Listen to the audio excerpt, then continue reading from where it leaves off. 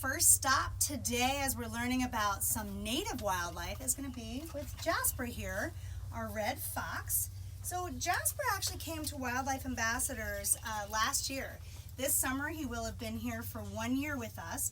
He unfortunately was illegally raised as a kid, so he's got a pretty important story. We do try to focus on our backyard wildlife and how to keep them safe, how to help but not hurt.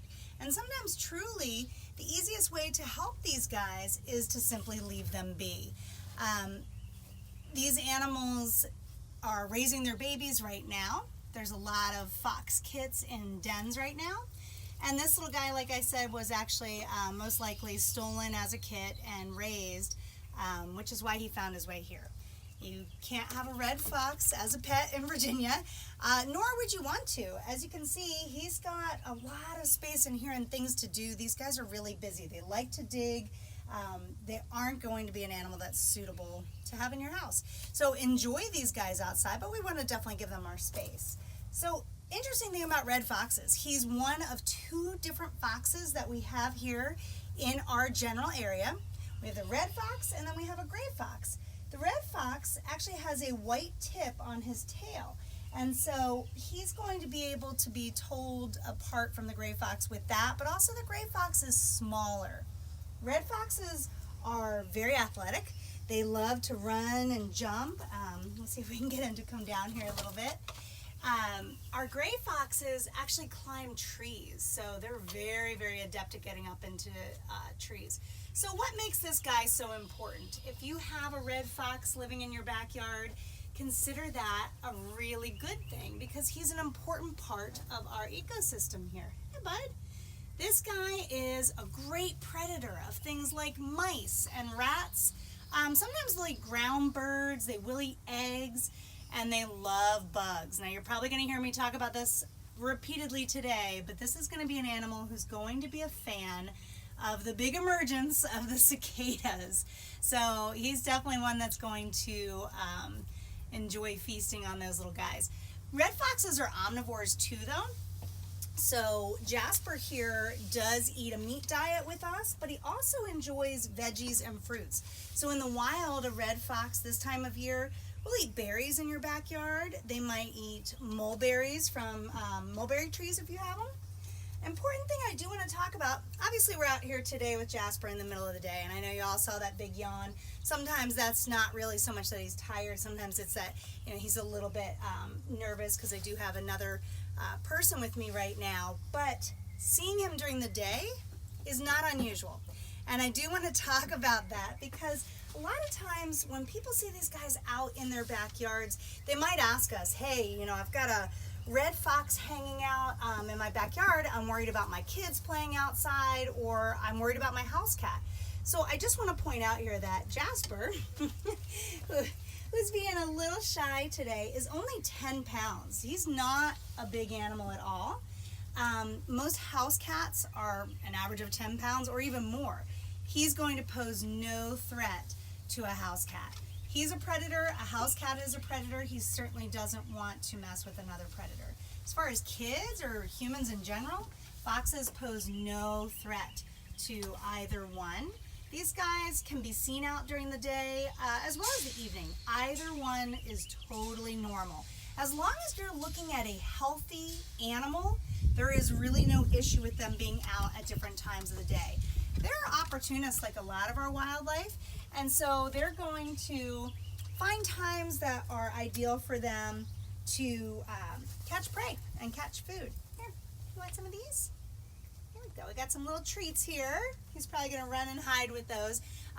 Wild foxes also, like a lot of wild animals, will cache their food. So he might sometimes take these, and right now he's eating them, but sometimes they'll dig and actually bury them for later. This is pretty smart because resources do run out, and with a lot of foxes competing for food, sometimes they need to actually store that in order to be sure they have enough later, or to be sure they have enough for their kits. We call fox babies kits or pups. Both are correct. These guys typically have several in the den, and then you're fine. This is the time of year where they're teaching them how to survive. and how to stay safe. Mom and Dad actually both help raise the babies. So if something was to happen to one or the other parent will continue raising those babies. So that's really good to know too. They're fascinating animals. They're very, very smart, incredibly intelligent. And right now, you might notice he's starting to lose his winter coat. His little legs aren't fluffy, but the rest of his body's still fluffy, and his tail. His tail will stay fluffy, but the rest of that fur is going to start to shed out right now because we're getting warmer, and he'll get a really sleek coat in the summertime. Sometimes people see them and they're not sure it's a fox because they look really different in the summer. That's just to keep them cool. Long as they don't look sickly or mangy, that's totally normal. You can see just by watching Jasper here, though, true athlete, very good at pouncing, jumping. They use those skills too when they pounce the ground to get mice or voles from underneath the ground. All right, we're gonna give him one more treat and then we'll move on to some of our other ambassadors for you to meet. All right, we've got Cotton, our striped skunk here. Obviously a very well-known backyard neighbor. I think everybody probably sees a skunk and knows exactly what these cute guys are. Cotton's here because he was an orphaned baby, so he came to our program almost 2 years ago now. So he's still very young, but he is full grown. Striped skunks are not only a common backyard neighbor, but they're actually really important too.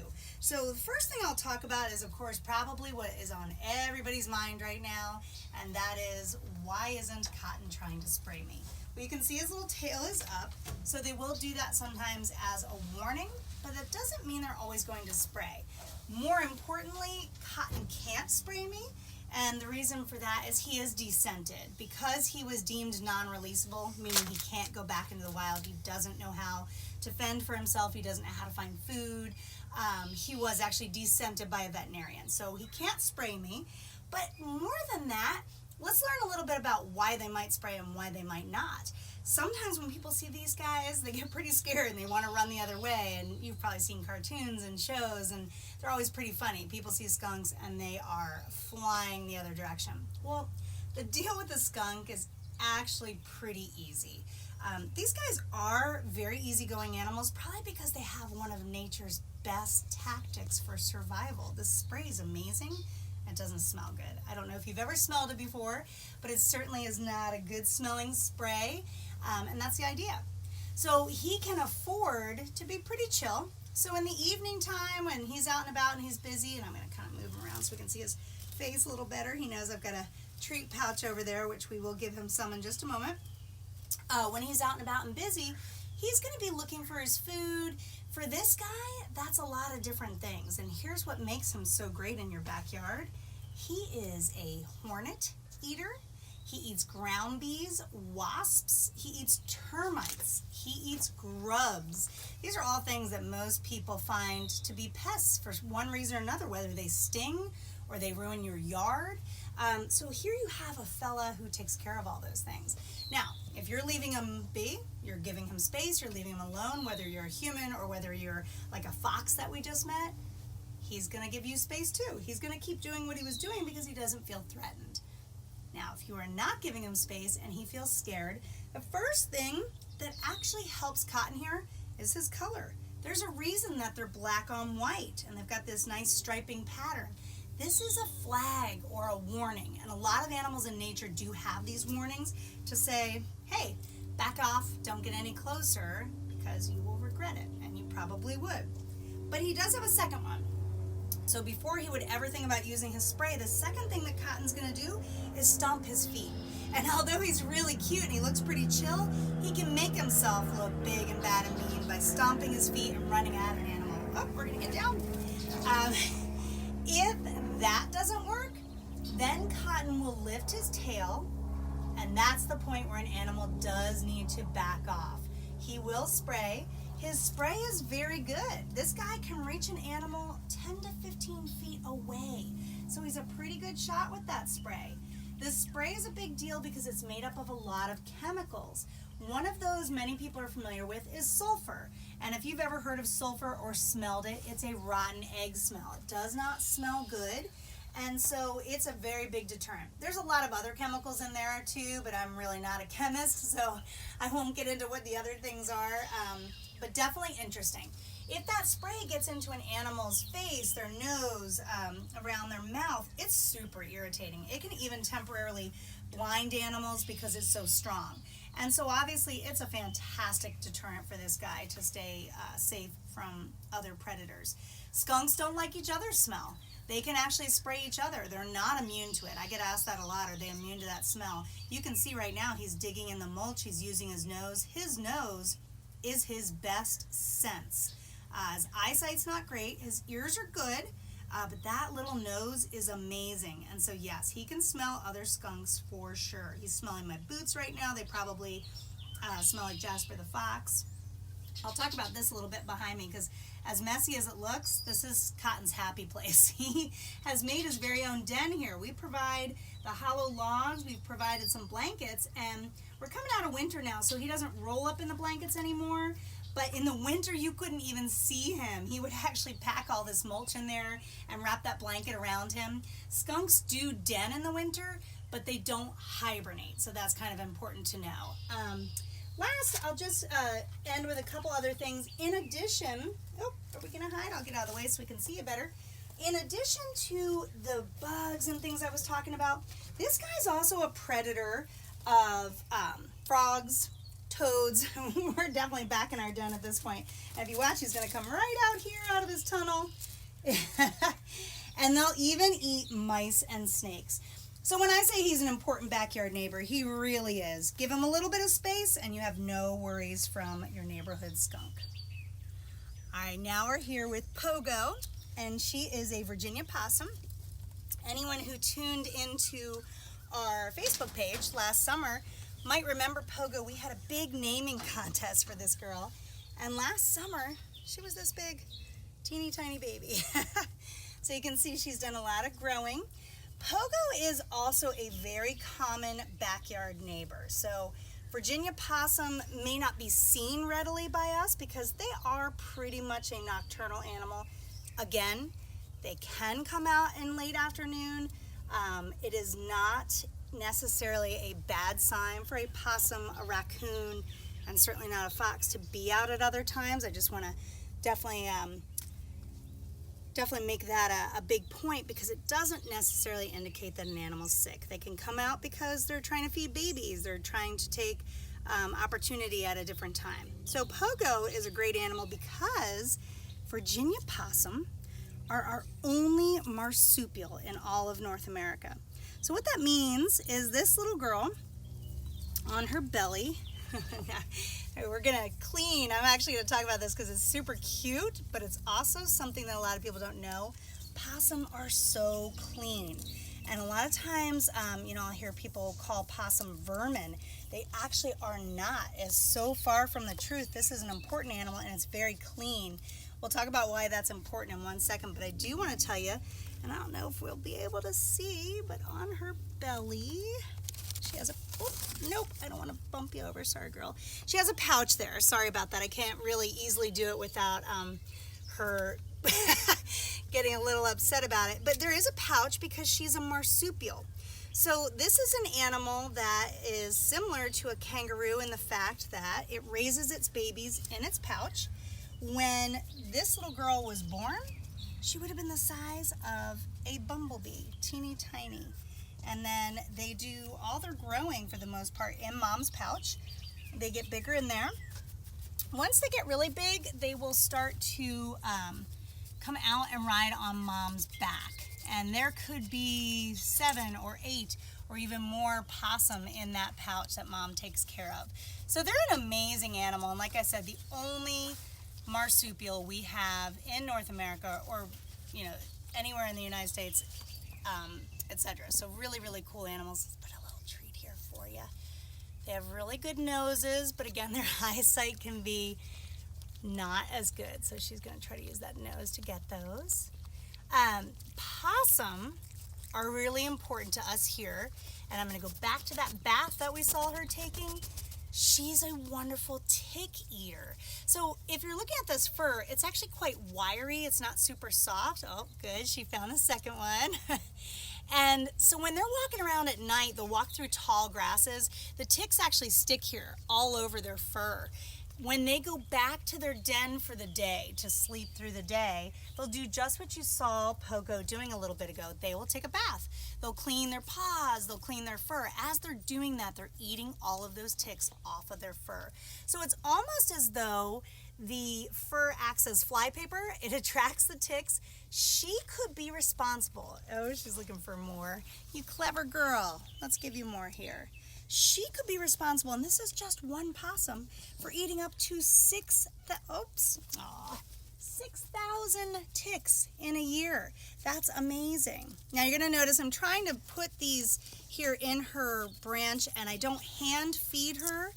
That is because she has the most teeth of any mammal in North America. She has 50 sharp teeth, so we definitely don't hand feed this one. So yeah, great tick eater, and that's one great reason to love her. I'm going to give you another that's interesting. Possum are an animal that is immune to the venom from snakes. So here in our area, that's going to be two types of snakes. That's going to be the copperhead and the timber rattlesnake. And the Virginia possum is capable of eating both of those. They are absolutely immune to the venom, so they can't get sick. So she's kind of like a super cool superhero. I'll talk a little bit too about her tail back here. I know she's not using it as much right now while she's balancing, but sometimes they will. You'll notice it's bare. It is what we call prehensile, and I absolutely love this word. It basically just means it has muscles in it like your hand does, so it can grip. If she needs that extra balance, she can wrap it around this tree branch. Apparently right now she doesn't feel like she needs to, but they are great tree climbers, so that's what that will be used for. If you see possum in your backyard, this is a good thing. As I said, they are really, really important. They eat a lot of bad things. So one thing that we do ask is please try to keep cats, dogs inside, or know where your dogs are when you let them out, so that we can help keep these guys safe. We do have Pogo because she was orphaned after a dog attack killed the rest of her family. Whoop, uh-oh. She was very, very lucky, and so we do have this one. All right, we are going to meet one final ambassador today. All right, for our last ambassador visit, we are here with Lincoln, the eastern box turtle, and hopefully you've spotted him in there. He is nicely hidden here in his habitat, and actually this is exactly how you would probably find them, if you can find them, in the wild. They love to be in tall grasses, bushes, fields, places like that. So I'm going to go down here so we can get him. Yeah, you can see he's tucked all the way in here. There he is. All right, so Lincoln is an eastern box turtle, and I'll first tell you why we have this guy. So he has a pretty big crack here on his shell. Unfortunately, because they do like to spend their time in tall grasses, in fields, meadows, things like that, this guy was actually hit by a lawnmower. So that's the injury that he sustained. He was brought to our friends up at Blue Ridge Wildlife Center, who cared for him and were able to help assess his wounds. He was able to heal there. The only permanent thing was that he really can't use the back legs as well. Not a big deal here in captivity. He actually gets around his habitat really well. In the winter, we have a greenhouse that he gets to spend time in and will hibernate in there. But for the wild, it would not be fair to release him like that because his back legs may be a little bit weaker, making him a little slower. So that is why he's in our care. So these are animals that you're certainly going to see in your backyards, your woods, your meadows. Wonderful, wonderful little reptiles. I love the box turtles. They're great because they do eat a lot of bad things as well. So just like our other animals that we met, box turtles are famous for eating earthworms and slugs. You can see those clawed feet. They love to dig up earthworms. That's why a lot of times after a good rain, we're going to see a lot of them out and about. We'll see them crossing roads. They love when those earthworms come up out of the ground. So that's a favorite treat. Lincoln's no different. He loves to chow down on those as well. So I will talk a little bit, since we're talking about backyard wildlife, how to help, how not to hurt. And we've really kind of talked about so far, basically leaving wildlife alone. You see them outside, enjoy them, let them be. They belong there. As long as they're not sick, they don't pose a threat to us. So give them space. And I think we learned that with the skunk and the fox and even the possum. Keeping them safe from our domestic pets is also very important. And with this guy, roads. Roads are a huge thing, and we talk to a lot of people every year that love these little turtles, love to rescue them, love to help them across the roadways, and certainly we're grateful for that. I know the turtles are too. So I just want to talk really quickly about the best way to do that. If you do see one of these guys heading across the road in front of you and it's safe for you to stop and assist them, the thing that you want to know is really simple. We only want to move them across the road, just out of harm's way, the direction that their head is facing. We don't want to turn them this way, because he'll just do it again. He knows exactly where he wants to go, so if we move him, he's just going to do the same thing. Secondly, we don't want to put him in the car, drive him to our backyard, because our backyard is really nice and makes a nice habitat. It's not his habitat. We want to leave him where we found him. They only have a habitat that's about 1 to 2 miles big, and when you think about walking that, that's not a huge area. So if we move him out of that, he's lost. He does not know how to find the water sources, the best food sources, and other turtles will fight with him. He can also bring unknown bacteria to another population. So just super important that if you want to assist them and help them get out of that road, that's really appreciated for these guys, but that's all you want to do. Just help them get out of the road. Otherwise, enjoy them if you see them in your backyard. They are wonderful. This is more of a land turtle. You can see that high domed shell. It's not flat like a snapping turtle or a painted turtle shell. He can swim. Box turtles are really good swimmers, but you do tend to find them more often on land. So he does have a water source in here that he likes to get in and soak, and but he's not a huge swimmer, so mainly he's going to dig. And when they hibernate, that's exactly where they do it. These guys dig underneath the ground, so unlike our snappers, they're not going to go to the bottom of a pond. Fascinating. He was asleep or in hibernation this year from late October until early April. That's amazing. They shut down completely. They don't eat. Their heart rate goes way down, and that's how they survive our cold winters here. So if you see these wonderful friends out here this spring and summer, now you know, for the most part, just to leave them be. Last thing I'm going to talk about before we end here, because it's the best part about a box turtle, we all know that when turtles are scared, they use this fantastic shell. It is probably one of the best defenses because it's bone. This is bone. It is part of his skeleton. It's attached right here at his backbone, and that's why his injury was bad, because it did hit his spine. So they don't leave their shells, and sometimes I have kids ask me that. Does he need to find a bigger shell? Does he leave his shell behind? No, he can't. He's not like a crab. He's not a hermit crab or anything like that. His shell actually grows with him. And each of these little spaces here are called scutes, and they expand with him. So just like your bones grow with you as you're getting bigger and taller, his shell's the same thing. It's bone, and it grows with him over the years. So really, really super. He can pull all the way inside and has a hinge right here that can completely close. So I'll gently press. You can see it can move.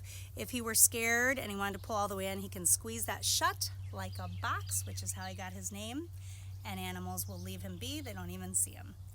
All right, folks, I really hope that you enjoyed meeting all of our backyard neighbors today. And again, enjoy them. Please give them space and just live in harmony with our wonderful backyard neighbors.